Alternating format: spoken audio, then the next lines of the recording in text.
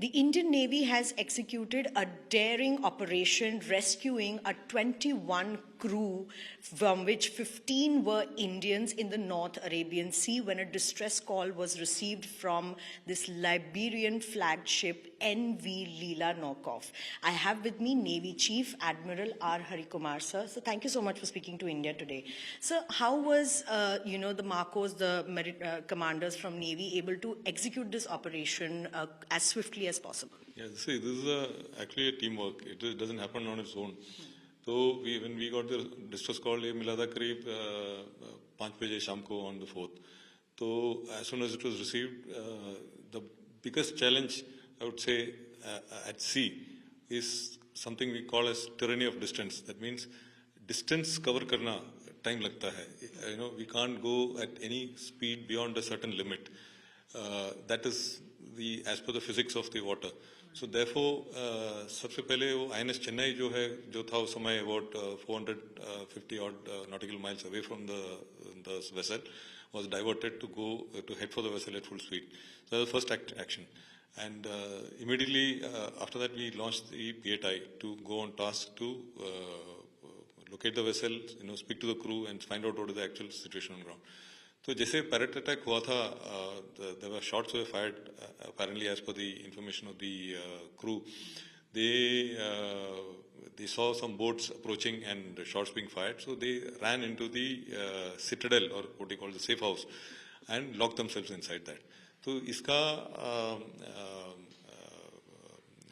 the capability of such a safe house is that you can remain inside for perhaps 24 to 48 hours, and by which time a ship or somebody will come to help you or rescue you. So they had put themselves inside. Actually, out of 21, 20 crew could get inside, and one went and hid somewhere else in some other compartment. So this information, in about 2 hours' time, our PATI had reached there. PATI was launched from Goa. It had reached there, and it had established communication. And there was, so from the safe house or the citadel of the ship, ये बात कर सकते थे through the satellite telephone, and they told us that 20 crew are inside and one is outside, and we were attacked by pirates. We do not know the condition where all they are. All those information was relayed. So they were assured that the naval ship is heading for you, and they were also told to alter the course in such a way that they can close towards the naval ship Chennai. So they had altered the course by about 20 degrees so that they are also on a closing course. And we had planned to replace the PATI on station by another PATI, and subsequently to replace that by a Sea Guardian drone, Predator drone, which will have even greater endurance, so that we can keep that complete area under surveillance. So these aircraft which are there also located some boats. There were, I think, 4 to 6 boats and dhows which are operating in that area, which was also a clear indication, which are about between 20 to 40 miles from this ship, which is a clear indication that probably the pirates were there and they had used some of these boats to come on board and so on.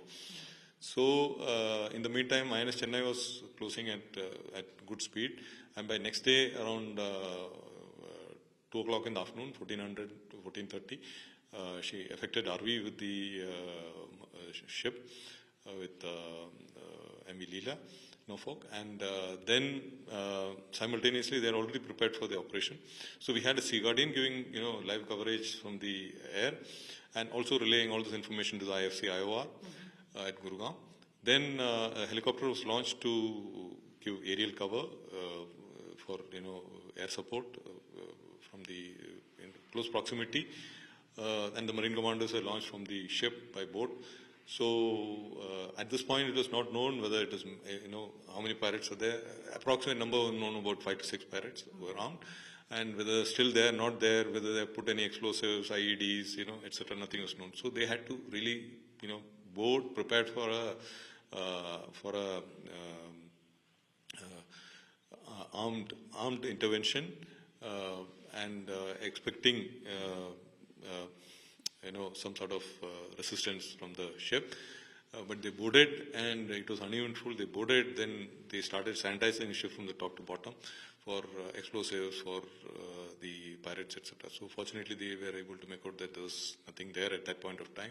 Then they rescued the crew, and they also rescued that one crew member who was hiding somewhere else. So all 21 crew were rescued, 15 Indians and the rest Filipinos.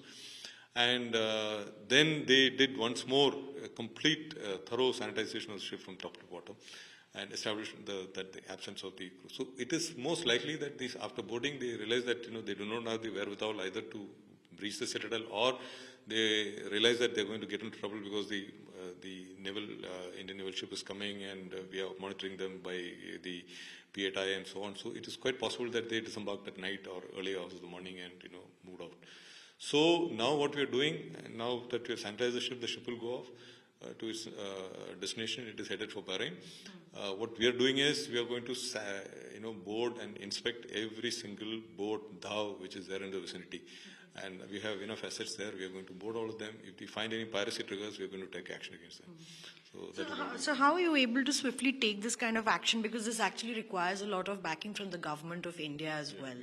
So government of India has really enabled such activity, such actions at sea, and I am grateful for the national leadership for particularly putting in place something called the Anti-Piracy Act, which has happened last year, and this is a great enabling act. India is one of the few countries, Bharat is one of the few countries which has been able to approve such an act. Hardly any nations have this thing, and this has been a great enabler for the Bharatiya Nausena, so that we can now board, visit, inspect and search or seize any vessel, boat, dhow, anything which has got, anything to do with piracy. So we are now using it, aggressively to ensure that this Indian Ocean region remains safe, and we will take action against anyone who is trying to disrupt, peace at sea. So expected challenges to make sure that the Indian Ocean is safe. What are the challenges that you're currently facing? So currently there are, actually if you look at challenges can be right from a conventional war to, to benign activities like HADR and so on, because our region is prone to HADR, disasters and things like that. But what is happening as of today is two distinct things. One is piracy, and the second is drone attacks. And the other things are also, transnational crimes like narcotics, human smuggling. All that is, as such happening, and that threat is always there. So, but the most predominant ones as of today, one is piracy, and the other one is because piracy had almost gone and in the early part of 2023, hardly came across any piracy. But this is suddenly resurfaced in the last about 2 months, and now we are aggressively targeting to ensure that it, get subdued and they don't come out of the Somali coast for this. Second, of course, is the drone attacks. The drone attacks earlier has been happening largely, maybe one drone attack in a month or once in 2 months, and largely targeted at Israeli-owned shipping and vice versa. But in the last, I would say about 40 days, we have seen almost 34 attacks, which is almost one attack a day on various, merchant ships. However, I would like to say that no Indian-flagged vessel has been targeted till now. Largely, it is all either some linkage with Israel or Israeli-related companies and so on.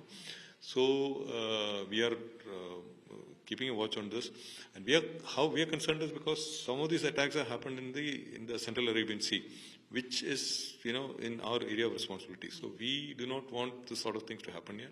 So we have now deployed our ships. So therefore, two operations are underway. One is anti-drone operations, and other one is anti-piracy operations. We have deployed our units to ensure this, and we are going to take robust action to ensure that these there's not much disturbance in our Indian Ocean region. All right, so thank you so much for speaking to India Today. With Alok Das, this is Milan Sharma for India Today.